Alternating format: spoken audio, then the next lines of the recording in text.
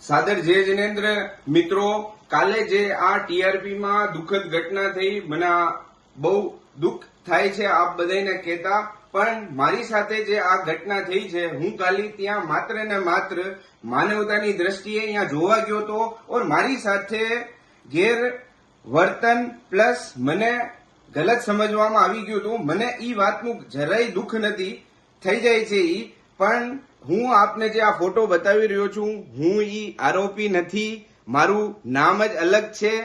હું આપને મારા ડોક્યુમેન્ટ બી બતાવું છું. આ મારા ડોક્યુમેન્ટ છે.